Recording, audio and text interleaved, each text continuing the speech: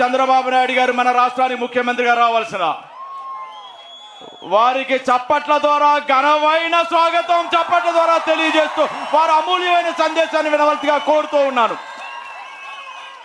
తమ్ముళ్ళు ఆ జెండాలు దించాలి, వెనక నుండోళ్ళు కనపడాలి. జెండాలని దించండి, అన్ని జెండాలు దించాలి. ప్లీజ్ మీరే తమ్ముడు జెండాలు దించండి, మళ్ళీ ఎగరేద్దాం. వెనక వాళ్ళకి కనపడాలి. ఎన్నికల వేళ ప్రజల్ని చైతన్యవంతులు చేయడానికి ప్రజాగళం పేరుతో మీ దగ్గరకు వస్తే మీరు నన్ను చైతన్యవంతులు చేసే పరిస్థితికి వచ్చారు. దీనికి మనస్ఫూర్తిగా అభినందనలు. అది రాయలసీమ కావచ్చు, కోనసీమ కావచ్చు, ఎక్కడ చూసినా అదే స్పందన, మహాస్పందన. గెలుపు మనదే, ఆలోచనే లేదు. 100% మనమే గెలుస్తున్నాం. నేడు రావుల పార్లమెంటానే నాకు గుర్తొచ్చి గేట్ వే ఫర్ కోనసీమ, అందాల సీమ. అలాంటి ప్లేసుల్లో మీ దగ్గరికి వచ్చి మీతో మాట్లాడడం, కంబైన్డ్ ఈస్ట్ గోదావరి జిల్లాలో ప్రజాదళానికి ప్రారంభం చేయడం చాలా సంతోషంగా ఉంది, ఆనందంగా ఉందని చెప్పి కూడా నేను మీకు తెలియజేస్తున్నా. ఆకలి మీదున్న సింహం వేట కోసం ఎలా ఎదురు చూస్తుందో, నేడు ప్రభుత్వం మీద ఉన్న వ్యతిరేకతతో అన్ని వర్గాలు కూడా ఎప్పుడెప్పుడు ఎన్నికలు వస్తాయా, 2 బట్టలు నొక్కుదామా, చిత్తుగా వైఎస్ఆర్ కాంగ్రెస్ పార్టీని ఓడించి బంగాళాఖాతంలో కలపడానికి సిద్ధంగా ఉన్నారు. అవునా కాదా అని మిమ్మల్ని అడుగుతున్నా. దీనికి కారణం ప్రశాంతతకు మారి పేరు కోనసీమ. ఎప్పుడైనా ఇక్కడ హింసుందా తమ్ముళ్ళు? నేను అడుగుతున్నా మిమ్మల్ని. దాడులు, కబ్జాలు, అక్రమ కేసులు, వసూళ్లు, కుల రాజకీయాలు, మాఫియా రాజ్యాలు, గంజాయి, ఒకటిగా తమ్ముళ్ళు ఎన్ని చెప్పినా తక్కువే. మా తమ్ముడు చెప్తున్నాడు, జగ్గిరెడ్డి అవినీతి.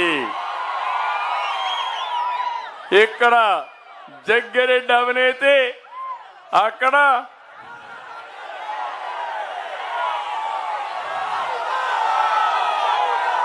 అవునా కాదా నేను అడుగుతున్నా. అవినీతి అవినీతి, దోపిడీనే దోపిడీ. మామూలు దోపిడీ కాదు, ఇది మహా దోపిడీ. అవునా కాదా? అందుకే వచ్చాము ఒక జట్టుగా. తెలుగుదేశం, జనసేన, బీజేపీ కలిసి మీ ముందరకు వచ్చాం. ఎప్పుడు కూడా జనసేన అధినేత పవన్ కళ్యాణ్ గారు మొట్టమొదటి నుంచి ఒకే మాట, వైఎస్ఆర్ కాంగ్రెస్ వ్యతిరేక ఓటు డివైడ్ కాకూడదు, ఈ ప్రభుత్వం పోవాలి, రాష్ట్రానికి పట్టిన శని పోవాలని మొదటి నుంచి మాట్లాడిన వ్యక్తి జనసేన అధ్యక్షుడు, ప్రజాహితం కోసం పోరాడిన వ్యక్తి పవన్ కళ్యాణ్ గారని చెప్పి నేను మీకు తెలియజేస్తున్నా. ఇంకో పక్క బీజేపీతో కూడా అందరం కలిసి వచ్చాం. ఈరోజు కేంద్రంలో బీజేపీ గవర్నమెంట్ లో ఉంది, ఈ మళ్లీ వస్తుంది. కానీ మా ఆలోచన ఈ రాష్ట్రాన్ని కాపాడుకోవాలి, దగాబడ్డ రాష్ట్రాన్ని మళ్లీ ఘాటిలో పెట్టాలనే ఉద్దేశంతో 3 రాజకీయ పార్టీలు కలిసి వచ్చాం. ఏం తమ్ముళ్ళు, రాష్ట్రం బాగుందా అని మిమ్మల్ని అడుగుతున్నా. రోడ్లు బాగున్నాయని మిమ్మల్ని అడుగుతున్నా. ఎక్కడైనా అభివృద్ధి ఉందా అని మిమ్మల్ని అడుగుతున్నా. ఎక్కడైనా మీకు ఉద్యోగాలు వచ్చాయని మిమ్మల్ని అడుగుతున్నా. ఎక్కడికి పోతున్నావు అర్థం కాని పరిస్థితి. అందుకే మా ఆలోచన ఒకటే, ప్రజలు గెలవాలి, రాష్ట్రం నిలబడాలి, మళ్ళీ పూర్వ వైభవం రావాలనే ఉద్దేశంతో మేము ముగ్గురం కలిసి మీ దగ్గరకు వచ్చాం. ఆశీర్వదించమని మిమ్మల్ని అందరినీ మరొక్కసారి విజ్ఞప్తి చేస్తున్నా.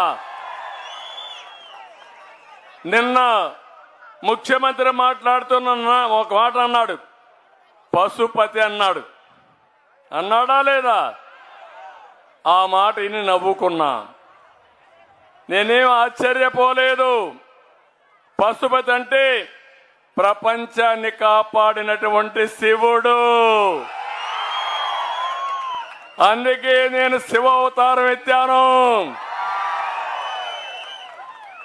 నేను ఆ మాట కూడా అంగీకరిస్తున్నా. ప్రపంచాన్ని రక్షించడానికి ఆ శివుడు విషాన్ని కూడా గొంతులో పెట్టుకొని ప్రపంచాన్ని రక్షించాడు. అవునా కాదా అని మిమ్మల్ని అడుగుతున్నా. నేను కూడా 5 సంవత్సరాలు మీరు చూశారు. ఎన్ని దాడులు, ఎన్ని దోపిడీలు నా మీద మాట్లాడినా, లేకపోతే మిత్రుడు పవన్ కళ్యాణ్ గారిని అడుగడుగున ఇబ్బందులు పెట్టారా లేదా అని మిమ్మల్ని అడుగుతున్నా. భయపడ్డామా మీకోసం? అరెస్టులకు ఏమైనా భయపడి ఇంటికి పారిపోయామా మేము? అందుకే నేను భరించా. ఎన్నో అవమానాలు పడ్డా, శారీరకంగా, మానసికంగా, కుటుంబ పరంగా కూడా అందరిని హింసించారు. కానీ ఒకే డిటర్మినేషన్, ఒకే ఆలోచన, మళ్ళీ తెలుగు జాతిని కాపాడుకోవాలి. అవసరమైతే ఎలాంటి విమర్శలు చేసినా, ఎన్ని దాడులు చేసినా, దాడులను అధిగమించడమే కాకుండా బుల్లెట్ మారిగా దూసుకుపోయి ఈ రాష్ట్రాన్ని కాపాడుకుంటామని చెప్పి నేను మీకు తెలియజేస్తున్నా. అందుకే ఈరోజు నేను ఒకే సవాల్ విసురుతున్నా ఈ ముఖ్యమంత్రికి. నువ్వు ఆ రోజు మద్యపాన నిషేధం అన్నావు, అన్నాడా లేదా?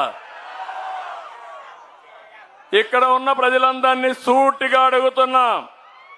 జగన్ ఎన్నికల ముందు ఏం చెప్పాడు తమ్ముళ్ళు అని అడుగుతున్నా మిమ్మల్ని. మద్యపాన నిషేధం పెట్టి ఓటు అడుగుతున్నాడు తల్లి మిమ్మల్ని. చెప్పాడా?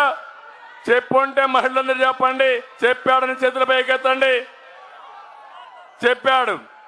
చేశాడా అని నేను అడుగుతున్నా మిమ్మల్ని.